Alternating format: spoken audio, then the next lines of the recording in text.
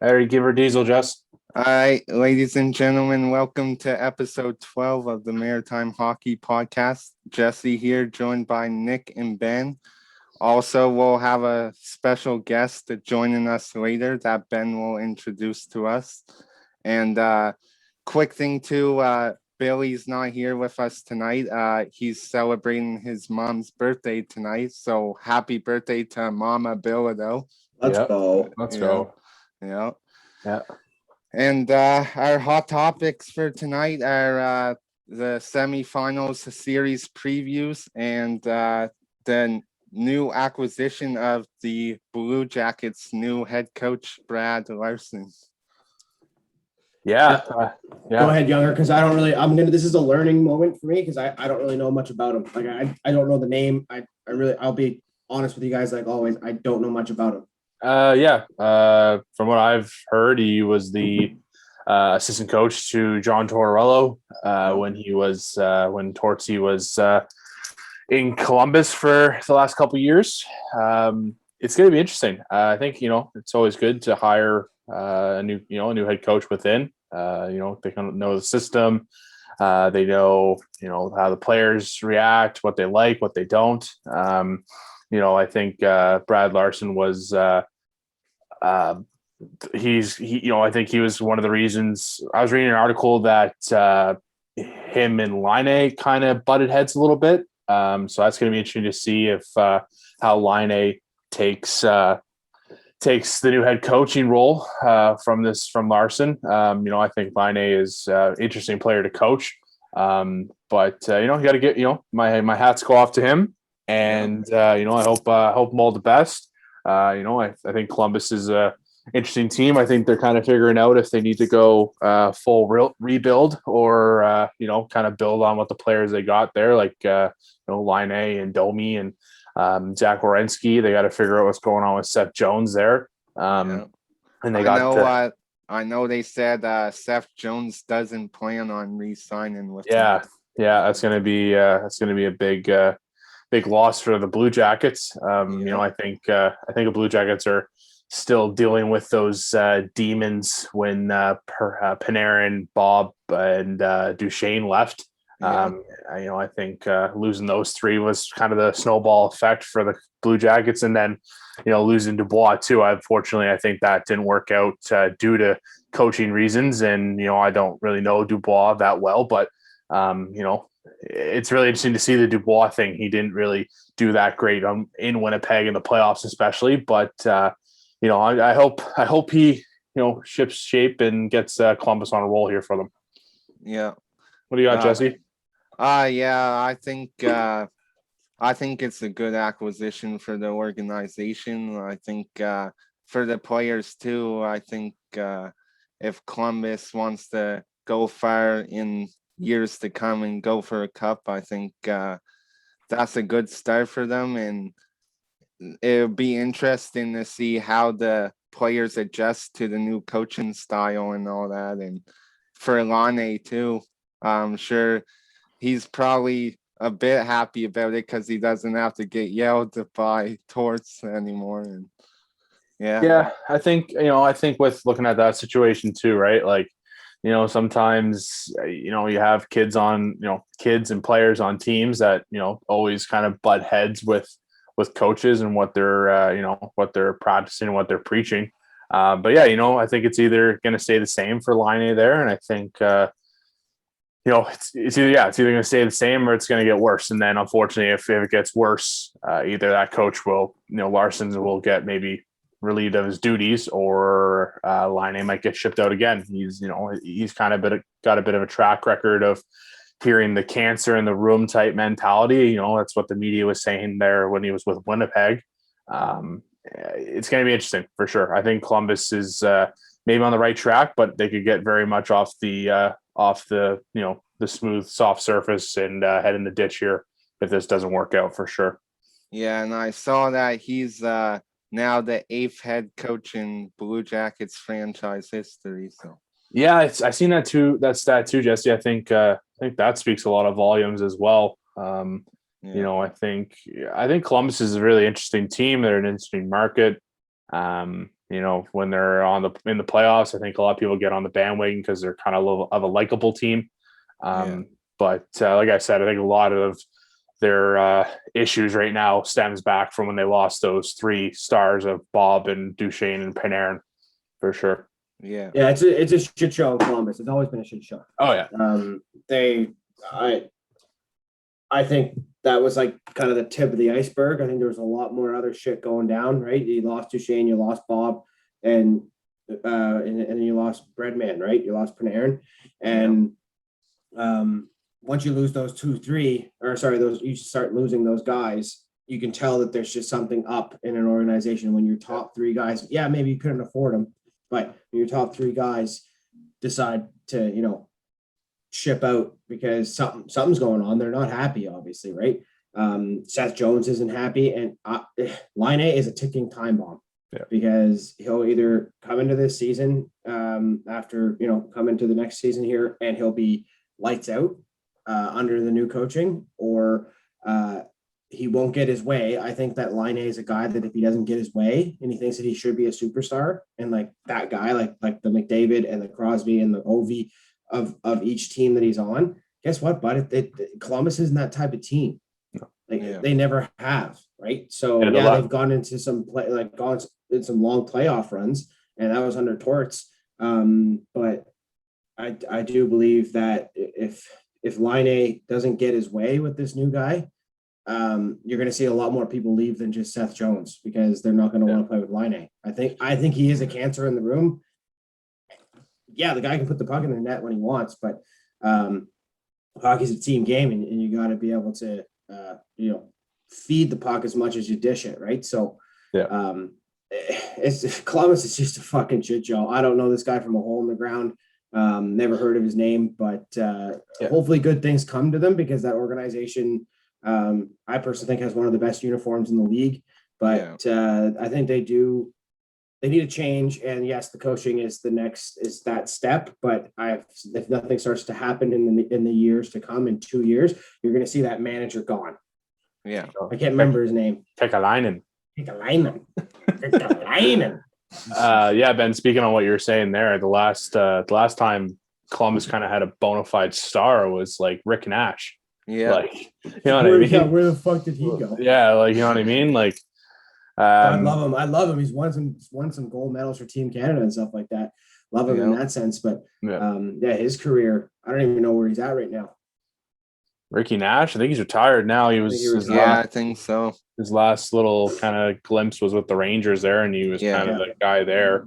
But I think it's interesting too, because I was reading stuff and watching SportsCenter. I thought the Columbus Blue Jackets were going to go after like a Gerard Gallant or an available. I think Gerard Gallant's going to the Kraken after winning gold.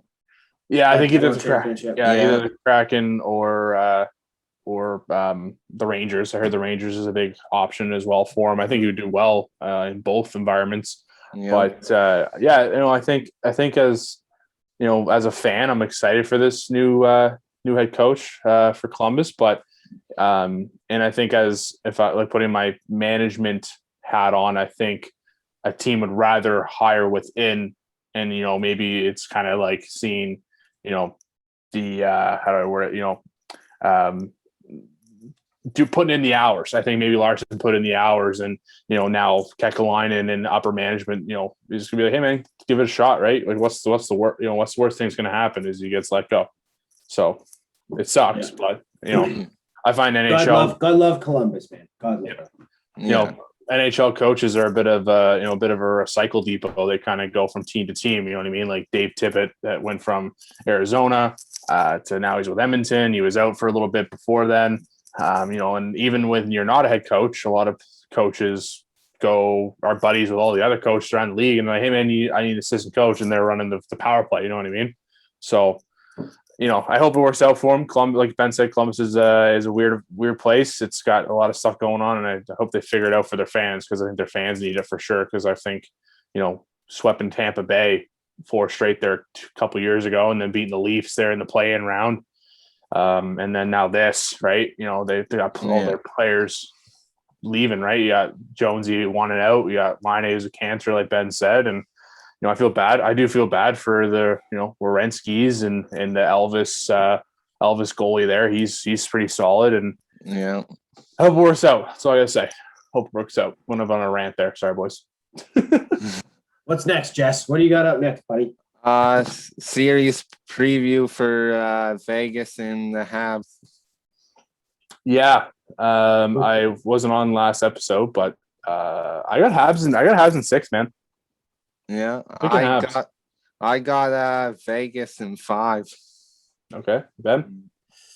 I think it's going to go to distance. I think it's going to go 7. I don't think the Habs are going to roll over.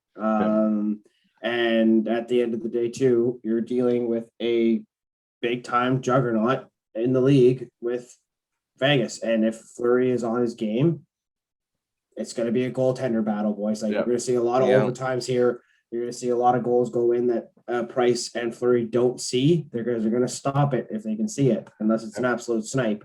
But it's going to be a battle of the goaltenders. It really is, because Montreal doesn't have like crazy big stars either. They are your typical grinding type of team. You got the Gallaghers, you got the Toffoli's, you got the Deneaus, right? You got the Byrons, you got all these guys that are just grinders, and they just go. They're not pretty. Like Toffoli can be pretty a little, sometimes, but at the same time too, you don't want to be too pretty, even though you have Carey Price in your net, because if Price lets in 1 or 2, he can get rattled. Sometimes he gets rattled, but he hasn't gotten rattled at all in these playoffs. He has not. He's played unbelievable. He's the same old guy from the old, and he's just being calm and cool in the net.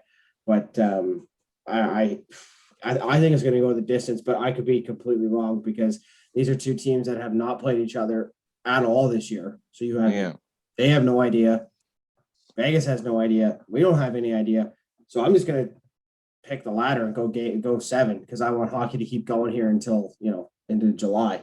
But it's going to be fun to watch, and Montreal is going to be shell shocked when they go into that arena in Vegas. Yeah, they're going to be like, "Holy fuck, boys!" Yeah.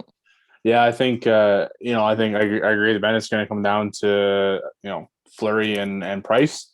I think Montreal, players wise, both forwards and defense, match up quite well against Vegas. Vegas got a lot more bigger names, I guess, in the NHL world of players, but Montreal, man, Montreal is the type of team, man, you can't sleep on. Like, look, man, they took the Leafs to 7. They beat them pretty handedly in that game 7, and then they swept. That's going to be the thing, right? Can the Habs overcome not getting swept themselves? I think that's going to be the big hurdle for them going forward. Is I think if Montreal maybe gets 1 out of Vegas, get the split, I think that will make the world of a difference for them for fighting.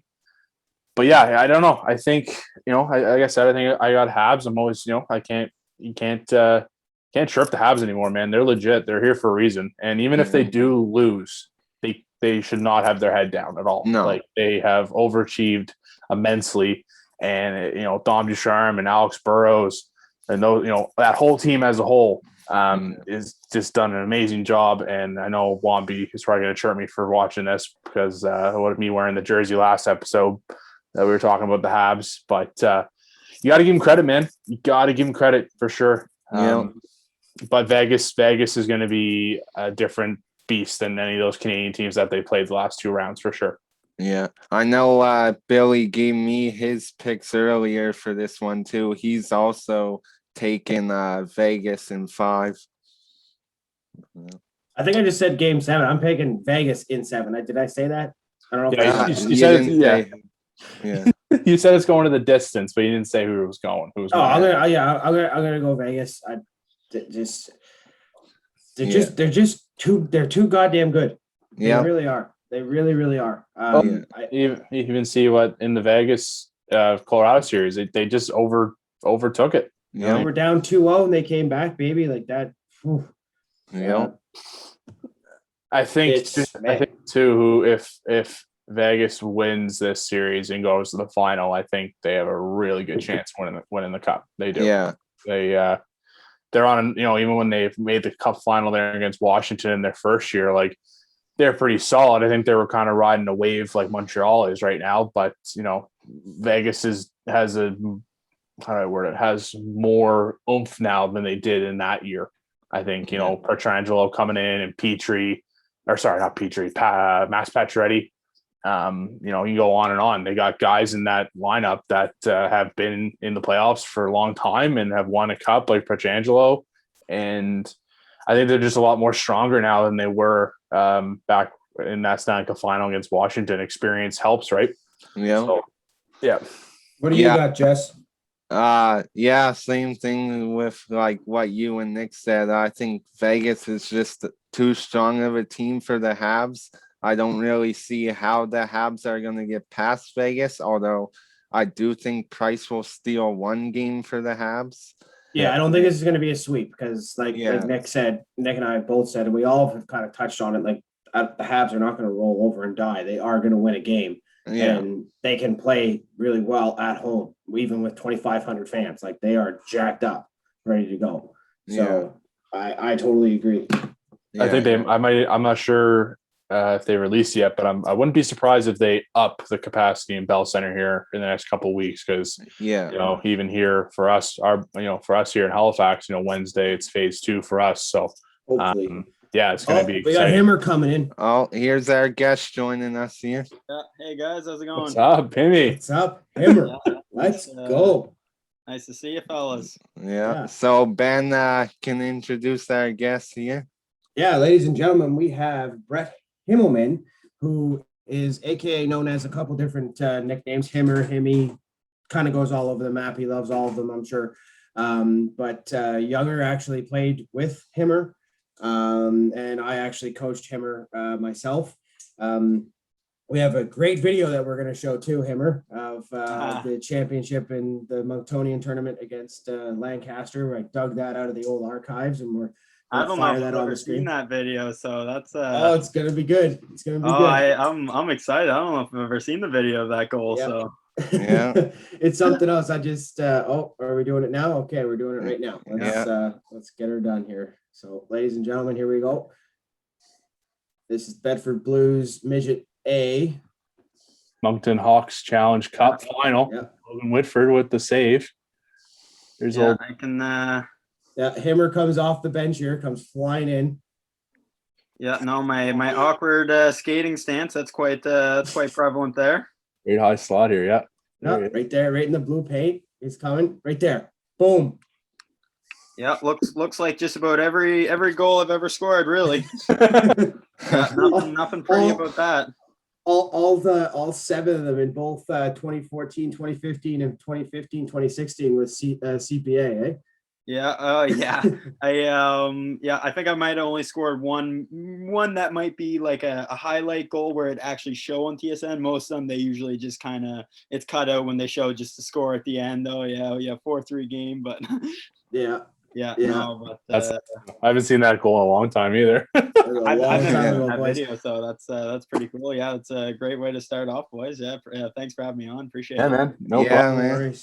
No problem. But little bit of background on Himmer, and you can correct me if I'm wrong. So you played 2 years with CPA. You also, before high school hockey, you played basically Bedford Blues your entire life. Your grandfather, may he rest in peace, was one of the biggest Bedford Blues fan I know basically I've ever seen. He was at every game. He was at almost every practice. The guy just eats, sleeps and breathes hockey. And I'm sure he's one of the hockey gods up there now. You played for the Privateers in 2018, 2019 with total points. You had 9, you had 3 goals, 6 assists. You also played 1 year with the Windsor Royals. Yeah, I played a little bit in the regional league down there for a bit. Same year as Liverpool. Played a couple playoff games down in Windsor, which was a lot of fun as well too. I kind of got to wear a few different junior jerseys. It was junior B. I'd say I was more of a grinder, kind of just skate around and try and bash. You were always a grinder, Himmer. Yeah, but it was kind of nice when I went down to play for Windsor and I was scoring a couple goals a game, and I was like, all right, this is kind of nice. I don't get to do this too often, so. Yeah. And then 2019, 2020, you were with Chester Castaways for. Yeah, I played a couple games in Chester after. Yeah. It was quite hard for me to kind of play hockey when I was paddling, with doing canoe career in school and stuff. But I've always loved hockey, which is why I've kept up with coaching over the last few years. And I was pretty fortunate to be able to coach CPA for 4 years as well. And a couple provincial championships there too, with Baxter. Not a big deal. Got big deal. 3 of them there, 3 in a row. My first 3 years behind the bench, 3 championships. I was like, oh wow, that's gonna be hard to beat that. That's awesome, buddy. Man. That's awesome. And ladies and gentlemen, he's just an absolute stallion. Look at this guy. He's just a lady killer. I appreciate it, boys. Just give me a little. Come on. Yeah, we just did the little. Yeah. Yeah, no. With believe it or not, I actually been losing weight so far in 2021. But I trying to cut back on that pandemic weight a little bit now. There you go. But I'm still canoe training with the national team full time. That's kind of been my full time job as of late, and it's been. I played hockey my whole life. The whole reason why I started paddling was so I could beef up a little bit for hockey. I was always the smallest kid on my team growing up, and even it wasn't until my grade 12 year high school where I wasn't the smallest kid on the team. Yeah. And then like even when I was playing junior, I was like, all right, like I might not be the tallest guy, but I was like, all right, at least got a little bit of meat behind my bones now. I'm not going to get absolutely bullied around there. Hey, what was it like? I was meaning to ask you. I was thinking about you when Ben said you were coming on the episode.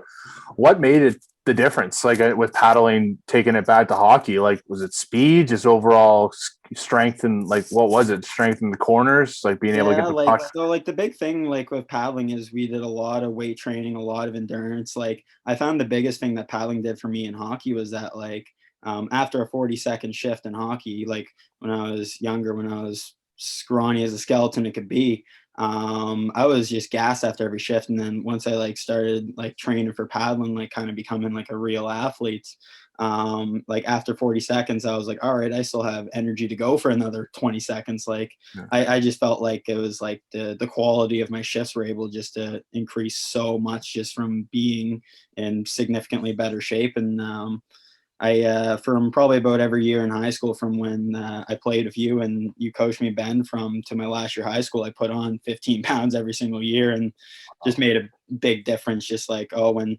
you're skating with the puck and you got the bit more size on you, because I'm not the tallest guy in the world, so that weight somewhere, it's down to my midsection, I'd like to say my core. Luckily it's not in my belly yet, but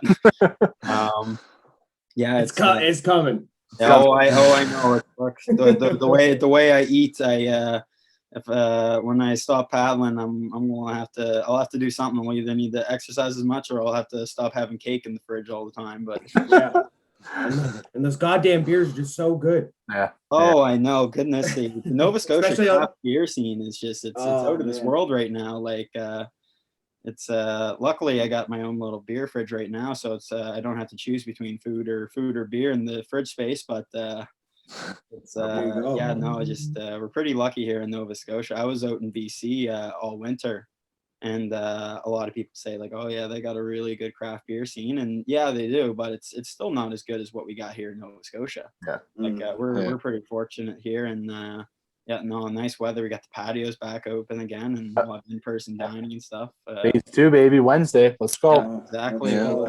We'll get Town open up again, and Jesse, what do you got for old Himmer over here? You got any questions for him? Real quick before I ask him a question, I was just gonna say our other guy that's usually on here, Billy, he's not on here tonight. He also plays for the Liverpool Privateers, so I'm sure he'll be pretty cool to find out that you played for them as well. And I had a great time in Liverpool. Like I really enjoyed playing down there. I got the opportunity to play in Liverpool after taking 2 years off of hockey, because after high school I didn't play for the year after, just with I had Canada Games in 2017, the World Cups in 2018, so I wasn't playing hockey then. And then I kind of like shot out a couple feelers. I said to my buddy Matt Warner, I was just like, hey, like I'm kind of interested in playing hockey again. It's my last year. I'd do my last year eligibility for junior. It'd be nice if I could go lace up the skates for a team. And then I get a call from Jim Bottomley, who knows. So Jim Bottomley, the general manager of the team, he actually coached my dad for the Halifax Lions back in the day. And you want to Going back in the old crazy archives on that one. Oh yeah, Ooh. you look at old time hockey, like when you'd have coaches fighting in the stands in Andy Ganesh, and you'd have like it was like old school junior hockey was a real thing, and it was the before the Mooseheads came along, like the Lions they were the game in town at the Forum. Yeah. Yeah. I still remember like the newspaper clippings, my dad's kind of scrapbook of his hockey when the London Knights came down and played the Halifax Lions in an exhibition series. Cool. And you look on the thing and it's like, oh, you see all my dad in the penalty box and the box score, but then you look at some of the guys who scored a goal and just name drop there, Brendan Shanahan. Cool. Playing. It was like, all right, like yeah, like the Lions were a real deal back then. That's awesome. But, it was kind of cool when I got a call from Jim Bottomley. Well, he actually called my dad first, and he was just like, "Oh, is your heard a rumor around that your son's interested in playing hockey again?" And his first question was, "Oh, what's his size? How big is he?" Yeah. I was like, "Oh yeah, of course." And I was like, "Yeah, no, sorry, Jimbo, I'm not 6 foot, but yeah, no, I got about 190 pounds, so at least I'll use my size. I'll play like I'm 6'2", even though I'm not." And then after that, my dad gave me the phone, and he was just like, "Yeah, like heard you're interested in playing." I was like, "Yeah, I'd love to be on the ice." Like I've been on the ice coaching because I was coaching CPA for the whole year after, and I would join in on I would do drills with the guys just because I'm like, I like to get my legs under me, and plus I'd also like to show the kids that, oh yeah, I can still skate with you boys, don't worry. Yeah. But then he's like, "Oh, what are you doing Tuesday night?" And I was like, "Oh, I'm not doing anything Tuesday night." I was like, "All right, great, you're playing." And I'm like, "Oh, what?" Like, "Excuse me, come again now?" He was like, "Yep, you'll be in the ice. Be there half hour before. See you then." Hangs up the phone, and I'm like, "All right." I'm like, "I guess I'm playing hockey. Playing in the first organized game since high school." I'm like, "All right, got to go find shoulder pads and shin pads and all that stuff I haven't used since I played high school." Yeah.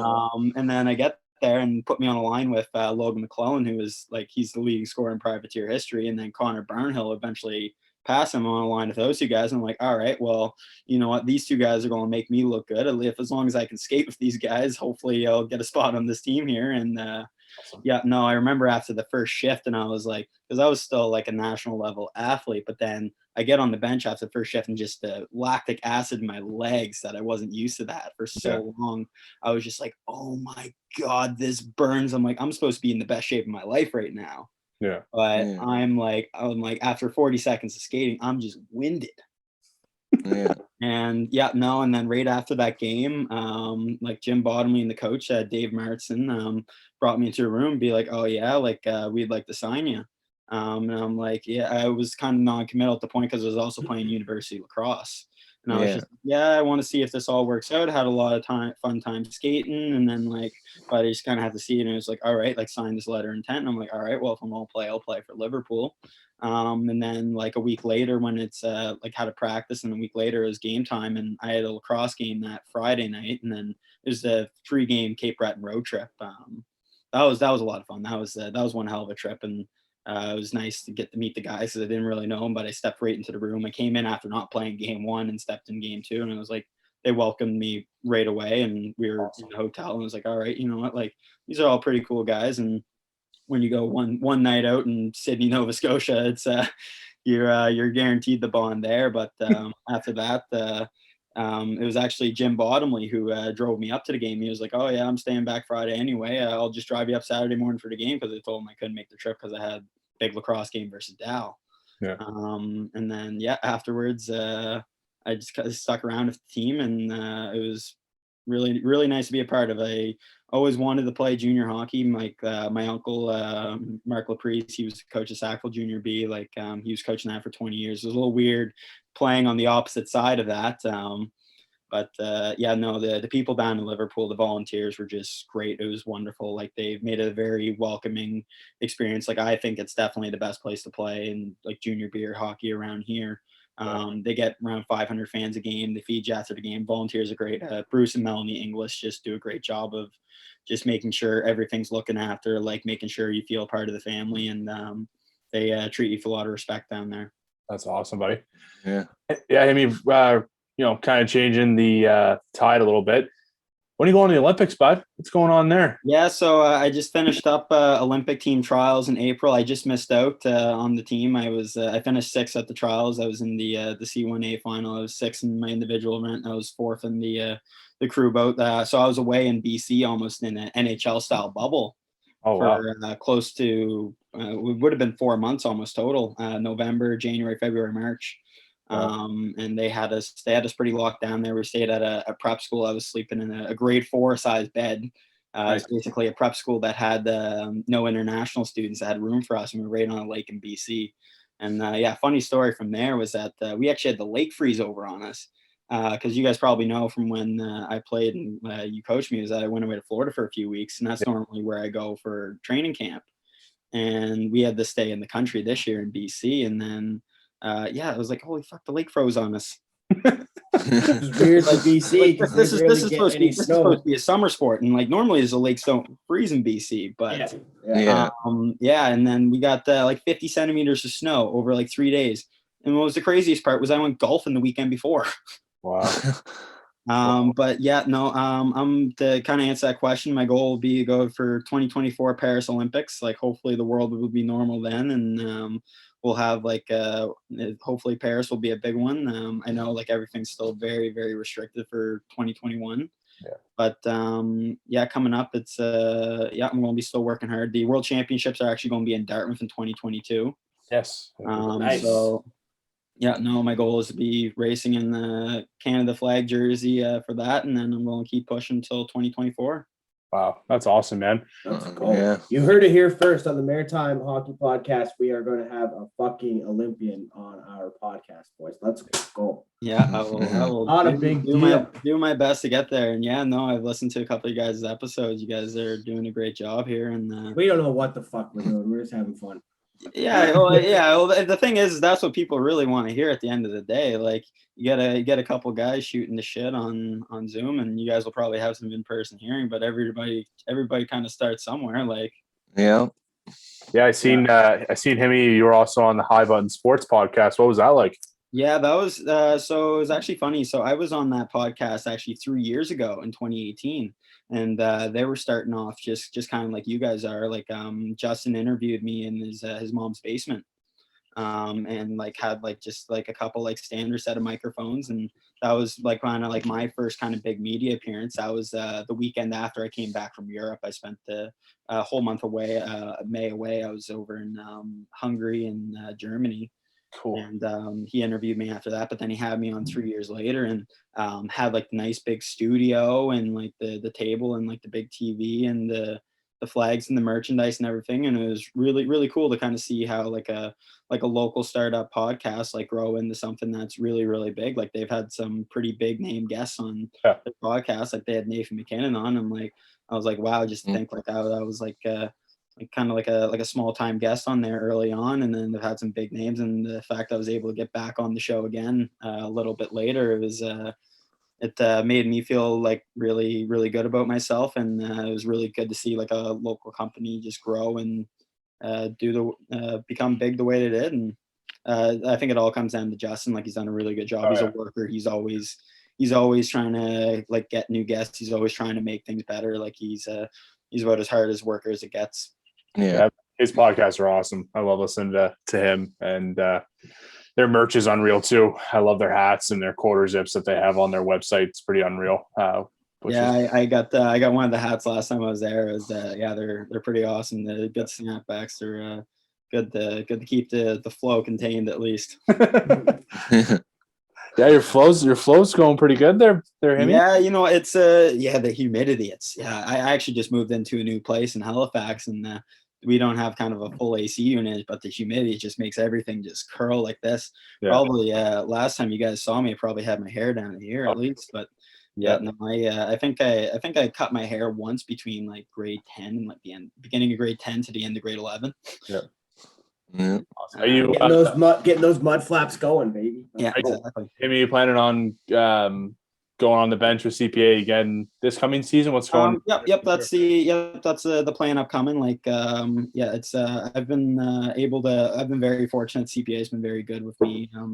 Especially like being like a student and being like an athlete and everything and playing hockey. They've been very good with me. Being able to commit as much as I can. And at the end of the day, like I just love hockey. I just want to be a part of the team, be a part of the boys. Like I like to think that I'm pretty knowledgeable about the game itself. I always thought of myself as a student of the game, even if I wasn't as skilled myself. But it's really fun being behind the bench. As you guys know, like both you guys being on the bench for some A, it's it's a lot of fun, like especially the high school age. Like the boys get excited for every single game, and like they've all, like everyone in high school has played like a decent level of hockey. Usually it's at some point in time where they, like, you can actually teach them kind of the finer parts of the game. And but at the same time too, like I know for me and my one of my most fun years of hockey was my grade 12 year, was just because I knew I wasn't trying to go elsewhere. Like beyond that, I just kind of enjoyed playing hockey. I enjoyed just showing up to the rink and having fun, because when you're a bit younger, like especially in like bantam ages, you're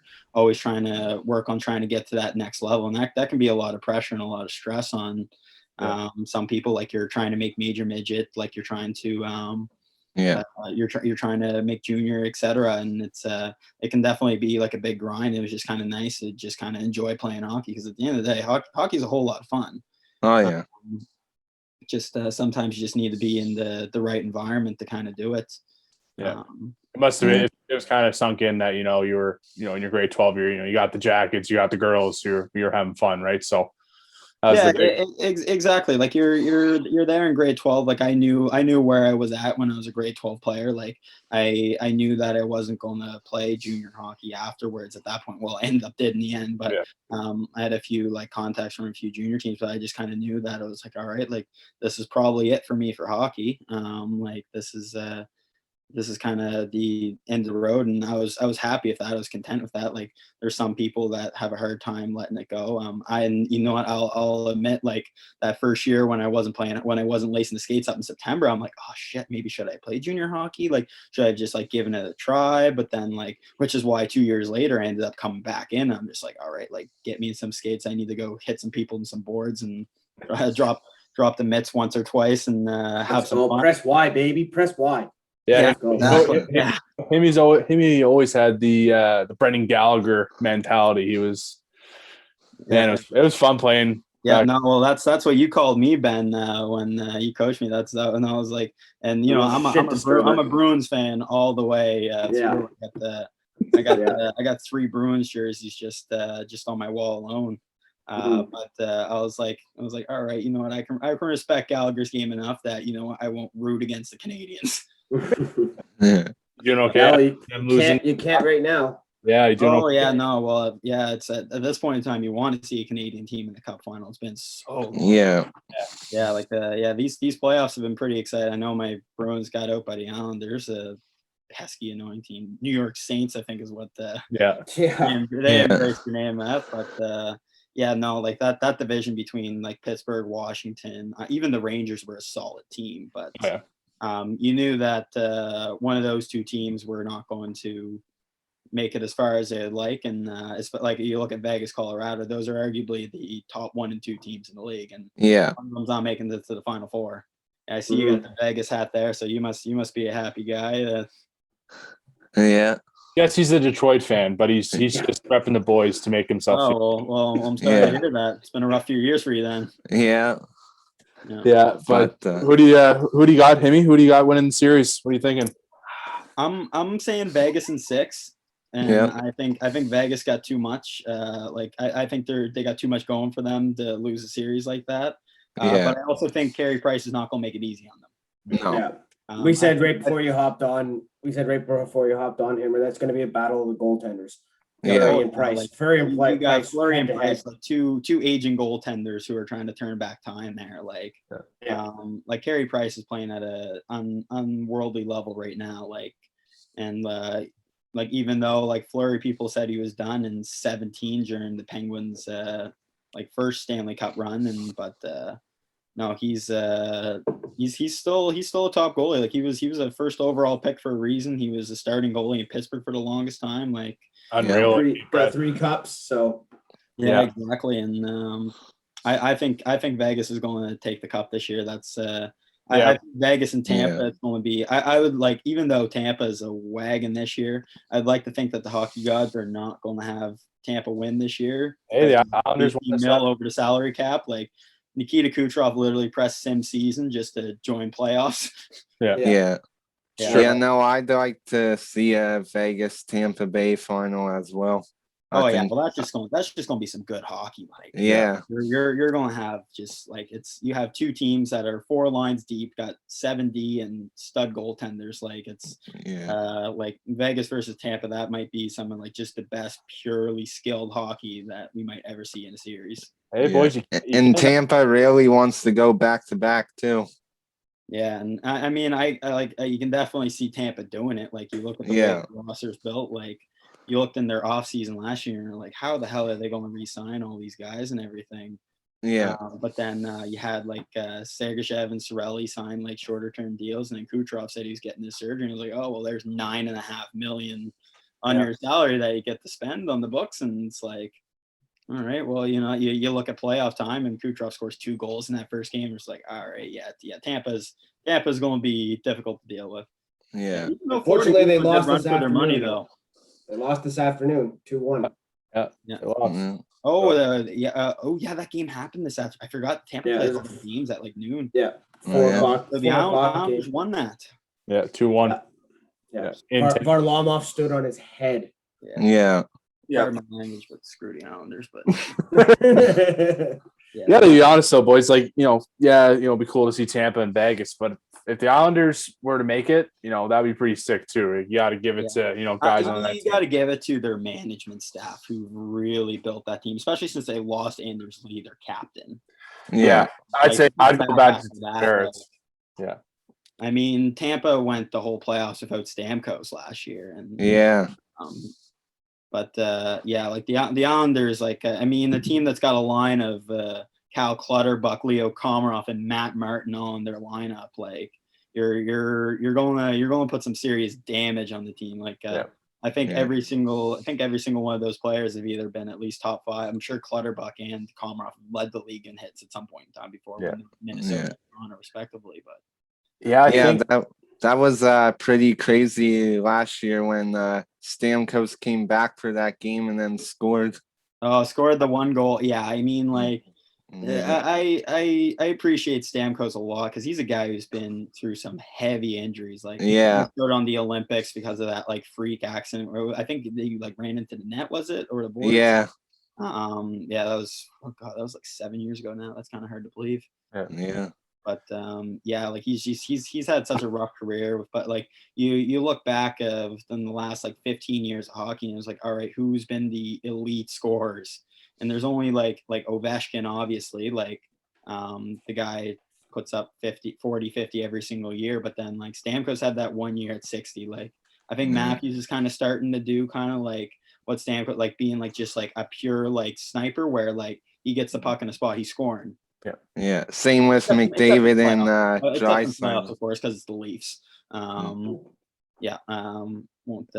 poke too many Leafs fans' hearts there. Especially my girlfriend. She's a Leafs fan too. If I mention that, she'll might be a bit more. You're gonna get a pee-pee whack. You're gonna get. Might be a bit more bitter about the. Don't want to poke the bear, especially since my parents are Leafs fans. Her whole family's all Leafs fans, and then I'm a lone standing Bruins fan. And, you probably remember my grandpa's Bruin jacket. With every time, man. He had the Bedford Blues one that was the same too, but. Die-hard Bruins fans, me and him were, and I'm definitely outnumbered on that front right now. Just a question for you here, Brett. Going back to that goal we watched, what was it like scoring that championship OT winner? Oh my goodness! Well, that's probably my most memorable goal I think I've ever scored. It was like it almost seemed like a complete blur. because it was like, I remember, Ben, you just smacked me on the ice and it was like him or go. That's all I remember. I remember him or go. I remember skating straight to the net. Yeah. And I didn't even really realize when I saw the video. I was on the ice for maybe 10 seconds. Yeah. It was like just straight to the net, and then it was just like the puck was just there, and I was like whack, whack. And then like I eventually saw the puck and the goaltender, they were both in the net. So that's when I knew it was like, oh yeah, that's a goal. And I was just like, oh yeah, let's just throw everything up, run, skate as fast as you can down the end of the ice. I mean, do you remember the game, like how hard the trail of that tournament was? Oh my goodness. Well, we had 2 overtime games, was it? Yeah, we had 2 overtime games, which we lost. No, okay. In the round robin, we had 0 wins, 2 loss. Yeah. Sorry, 0 wins, 2 ties, and 1 loss. Yeah, well, there was no way we should have won that tournament at all. No way. It was like I remember the first. Well, I remember my grandpa saying, he was just like, "Yeah, you guys are a good team, but what the hell are you guys doing?"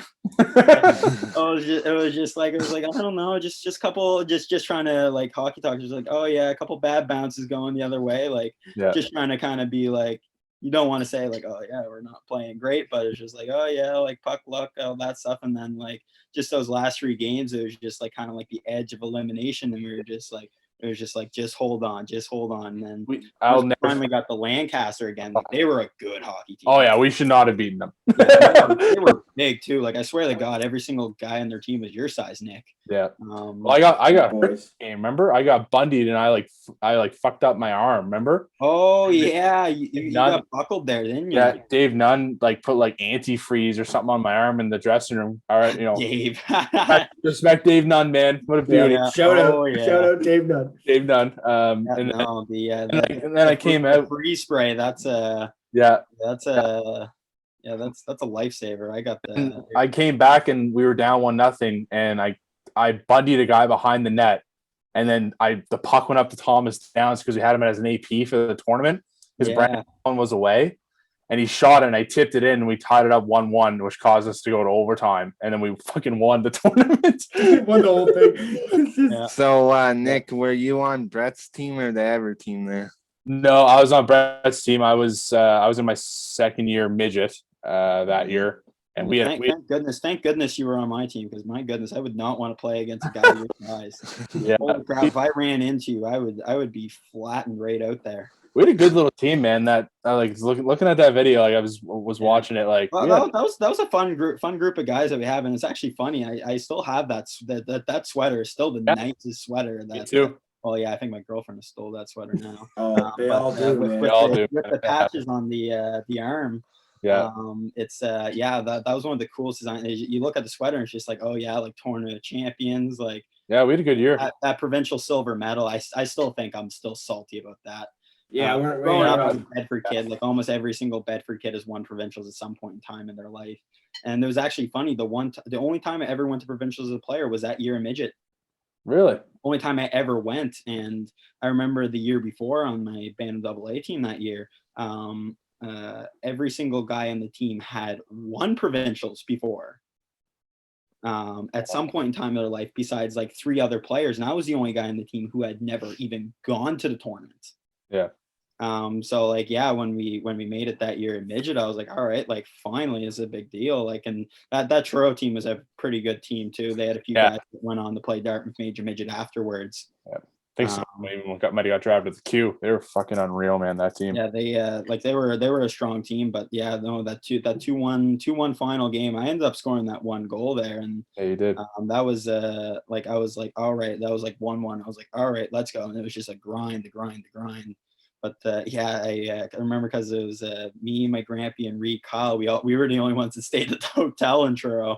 Yeah. And it was just like, I was like, all right, you know what? This is my first trip, and who knows? It could be my only trip to provincials as a player. I was like, I'm staying in the hotel, even if it's Truro. Like, yes, screw that. I got to make this a tournament out of it for me. So.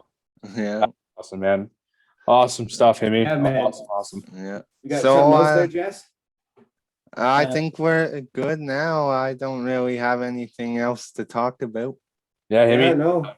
Really appreciate you coming on, man. Thanks for having me on, boys. Yeah, appreciate it. Yeah, it was a good time catching up with you guys. Yeah, no, it was definitely really cool seeing that. I've never seen that video before, believe it or not. I'll send it to you. Yeah, Yes. send me that video. I'd love to have a copy. Yeah, because that was a pretty cool moment. Like that was yeah, I still have that picture where my grandpa was the first person to run on the ice of the parent afterwards, and there's a really blurry picture that I still keep around of me just giving him a big hug, and he's got his Boston jacket on. I think he put the Bedford jacket in the closet after we lost the first 2 games because he thought it was bad luck.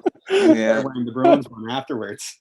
Yeah. Well, you have to come over to Wamby's place, Himmer, because Wamby, I have that banner still hanging up at Wamby's bar up in Larry UTEC. So hopefully we go into phase 2 here and we can get some guys over and for sure. Well, yeah, you know what? I would love to come back on your guys' podcast again when we're in person and stuff, and that'd be awesome, man. Go shoot the shit a bit more. So for sure. Amy, like I said, buddy, we're saying thank you so much for coming on, buddy. This episode go to Grampy Himmy. You know, we don't normally give say that episodes are dedicated to him, but Grandpa Himmy was a beauty. We loved him. Love you. He was around the rink all the time. Like he took me to every practice, every game. He was there at every tournament. I actually got a pretty funny Grampy story to tell you guys actually. So this was in my grade 12 year high school hockey, and on the bus, like usually it's just the players and the coaches that are on the bus. But Grampy always got a free ride on the bus, at the CPA bus. He would always come with us to the rink. He was one of the only few parents that would go on. But this was up in the Antigonish tournament, and him and Al Lake were having a couple beers there, and before the game. And normally my Grampy's always there right before the game, like just he's always right up there on the glass. You can't miss him. And it was first period goes by, and I was starting, and I skate around, and I don't see him, and I'm like wondering, all right, like where is he? Like he's in Antigonish, there's nowhere else he could possibly be. It's like unless he hit up some Saint Effect student party, which also wouldn't surprise me at the time too. I wouldn't put it past Grampy. And then I go to Paul Baxter, and I go like, hey, like, can you go look? I know we're playing a game right now. I'm supposed to be focused, but I'm like, hey, like, can you go check out and see if my Grampy's around? Just because like he's not here, I don't see him, and he's always here. And he goes like, yep, I'll go check on. And then I go on the ice. I'm starting for the second period again. I go skating around, and my Grampy's right up there on the glass, and his face looks like he just went 10 rounds of Mike Tyson.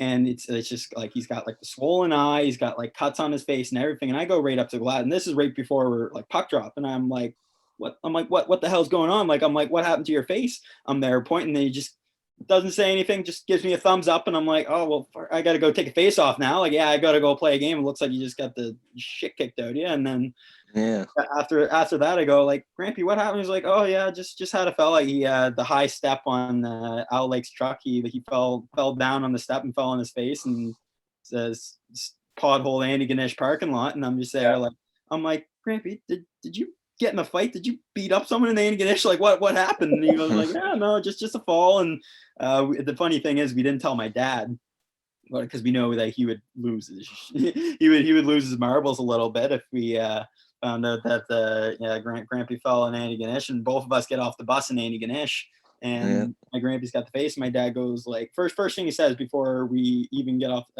like just getting on, he was like, what the hell happened to your face, Dad? He goes like, it's nothing, not a big deal. And it was like, it looked like he looked like he strode around with Mike Tyson. He got the swollen eye and everything, and it was just like not a big deal. And it was just like nothing fazed him. You know, even with that, he was still always there. He was always right there, supporting every step of the way. So I was very, very lucky to have a guy like that in my life.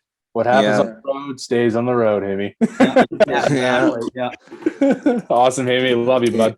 Man. Thank you so much for coming out. And hopefully we'll see each other soon. Have a couple of those nice Nova Scotia craft beers that we were talking about earlier. And for sure.